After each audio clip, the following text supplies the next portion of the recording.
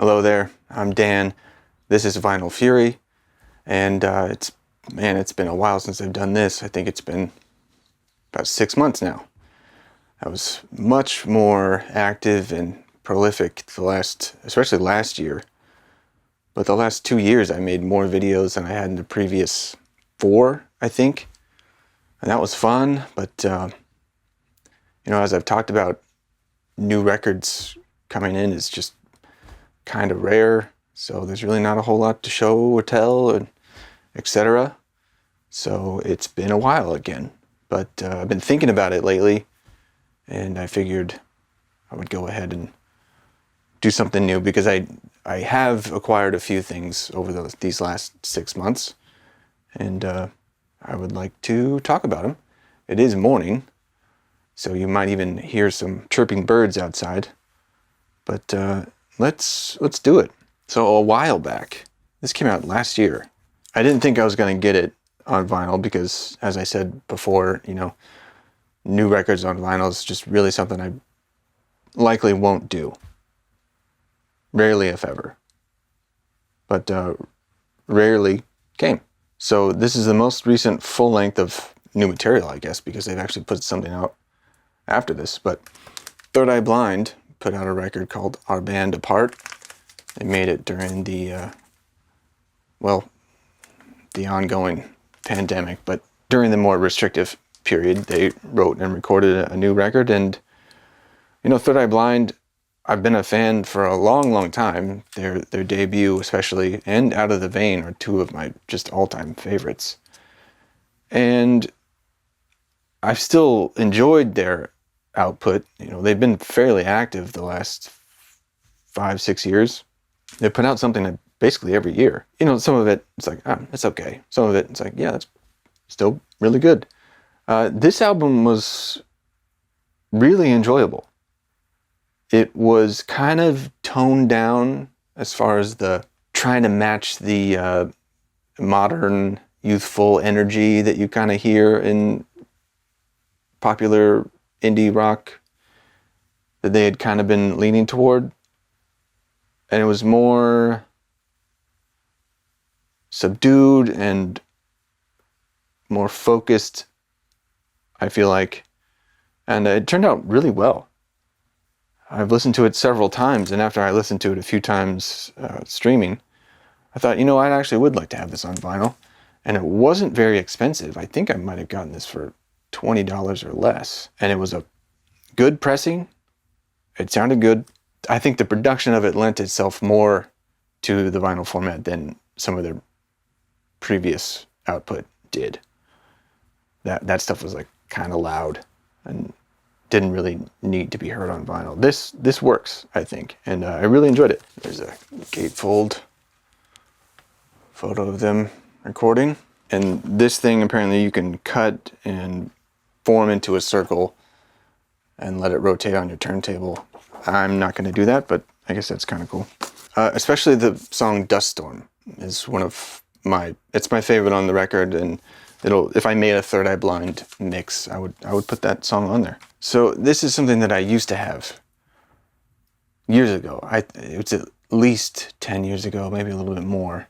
And I really enjoyed the album, but the pressing, at least the copy that I had, was just not great. I remember it being very off-center to the point where it just was not enjoyable to listen to. So I don't remember if I took it back or sold it, but I haven't had it in a long time. And I was walking through a local store, not really planning to buy anything, just looking around, and I saw this. And it's the first time I've seen it since I had it a decade plus ago. And I thought, well, I sure wish I did have this in the collection, so maybe it's worth taking another shot. And of course it's, double what I paid for it back then, but still reasonable compared to what I'd seen it on Discogs or whatever. If this wasn't $40, I think it was just under that, but I wanted to see if it worked. So this is Telephone Tel Aviv, Map of What is Effortless. This was the second album, and I have the other two wonderful albums before and after this. It's a nice sturdy jacket, nice gatefold. There's a UV spot on the track list, maybe you can see that, yeah. I just remember the pressing quality was poor, unfortunately, but when I played this, I was much happier. I detected just a little bit of wow and flutter, but it wasn't anywhere near what I remember hearing.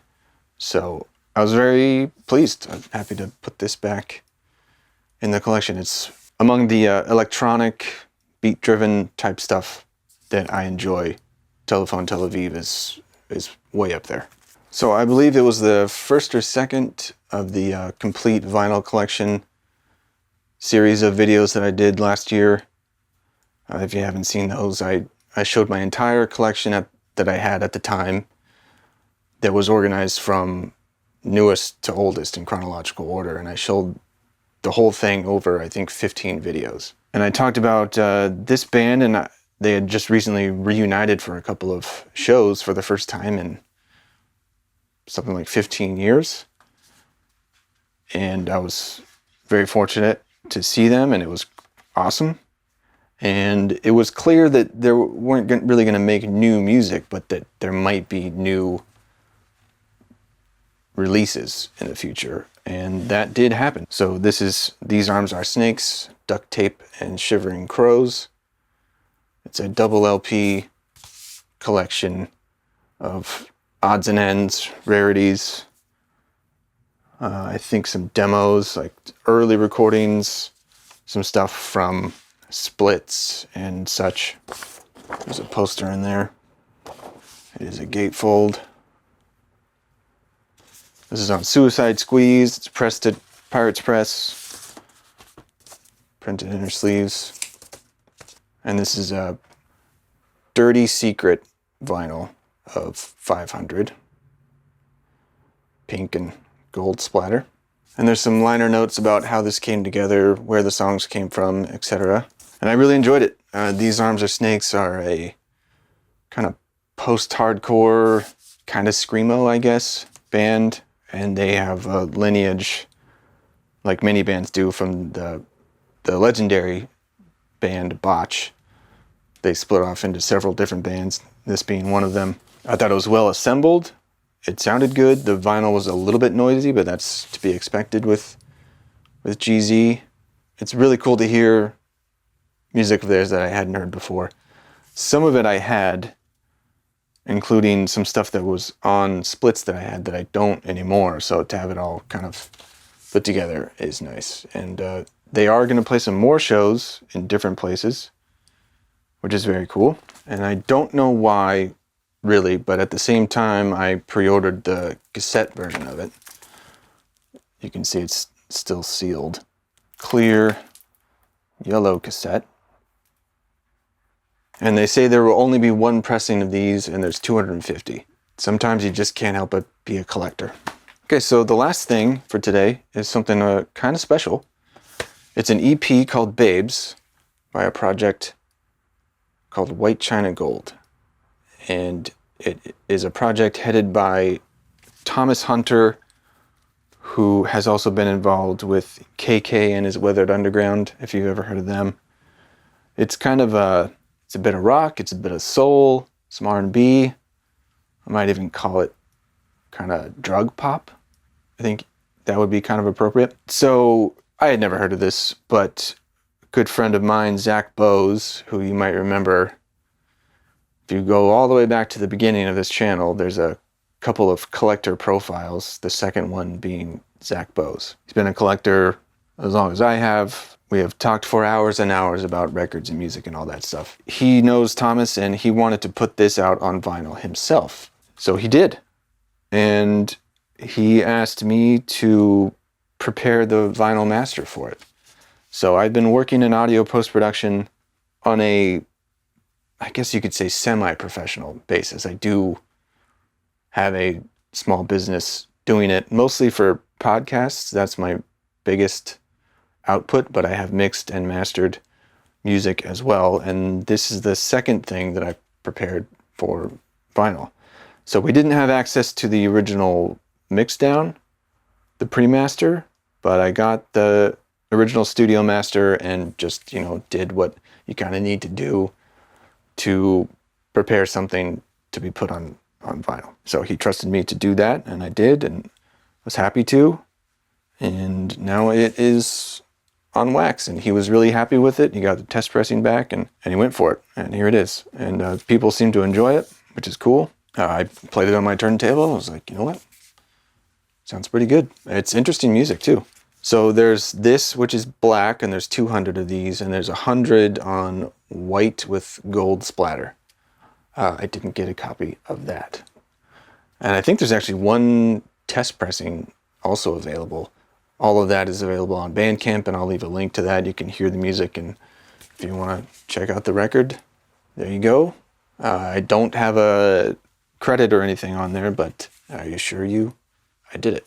So that's pretty cool. Now, there is another set of records that I got from a record store that unfortunately closed recently. And so I'll do another video showing those, half of which I've listened to, half of which I haven't yet. And I have some pictures of the record store after it closed, which is kind of interesting. So I'll be sure to do that in the not too distant future. I only have a few minutes before the camera stops recording. I was debating whether or not to talk about this whole MoFi thing that has been making the rounds recently. People are upset. People are confused, rightfully so. There's been a lot of videos made in the last few days, the last week, about it. People have a lot of opinions. People think that they know what they're talking about, and I think the problem is most of us don't, really. We have our preferences. We have what we would like things to be, and then there's the way things are. And yes, language used was indicative of what most people who are buying expensive audiophile records, what we would like them to be. And maybe they were, maybe they weren't exactly. Whether they were made from, cut from tape, whether they were captured in a high-res digital format before making a record, neither one of them is a guarantee that it's going to sound a certain way or be better or worse or whatever. In my opinion, the reality of capturing a aged master tape from decades ago that will not last forever, eventually either won't be usable or won't exist, capturing that tape at the highest possible digital format is ultimately a good thing, because that can be used indefinitely to reproduce that original form in some way. And also, every new edition of a record on vinyl, especially, is remastered. It's not original master recording. At this point, is kind of a misnomer, in my understanding. Yeah, you're capturing that original master source, but then you are preparing it, just like I had the original master recording, but I essentially remastered it for this release.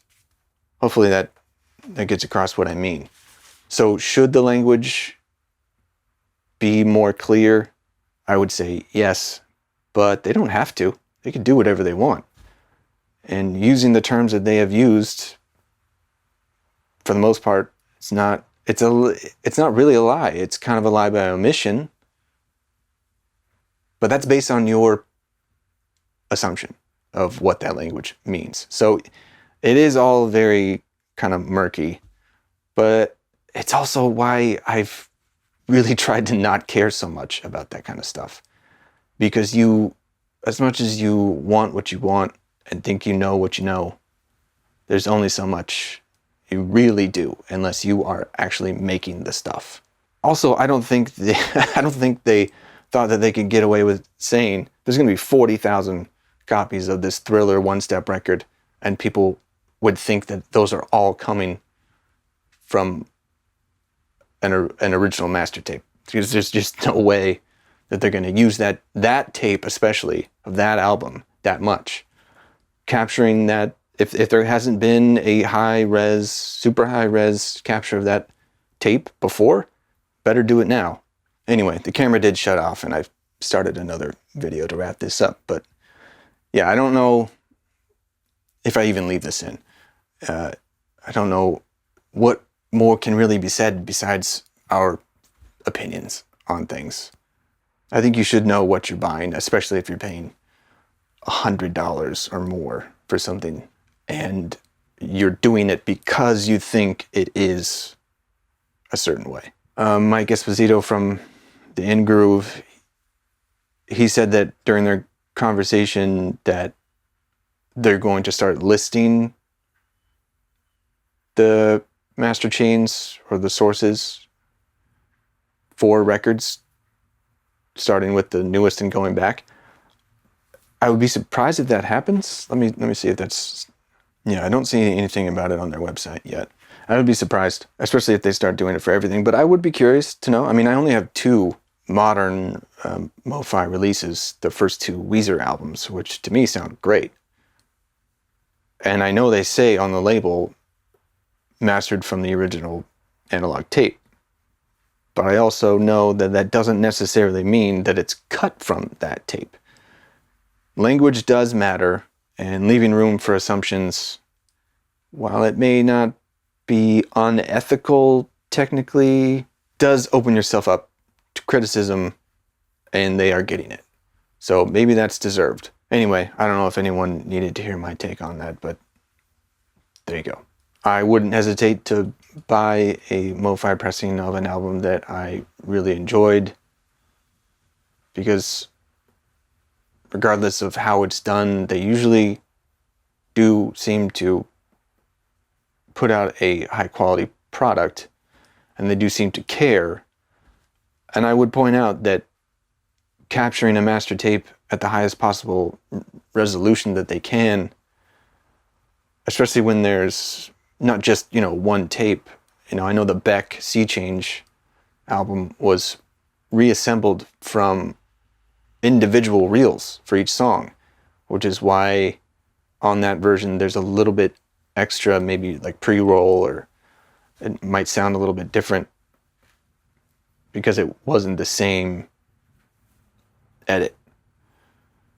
So stuff like that, I would assume that those individual reels were captured at high-res digital, but there you go, just assuming. I don't know, and neither do most people.